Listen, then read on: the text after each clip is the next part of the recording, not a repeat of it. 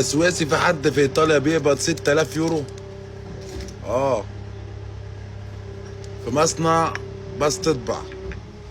او هيشتغل في بارزه اللي انا قاعد عليه ده اهو.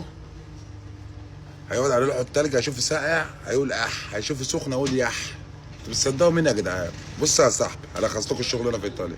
الشغل هنا في ايطاليا بتشتغل لك 8 ساعات في اليوم، 5 ايام في الاسبوع، يعني 40 ساعه. بتبقى الساعه بتاعتك واقفه على 8 على 9 على 10 على 11 12 حسب شغلانات اللي انت بتشتغلها وحسب الحاجه اللي انت بتعملها.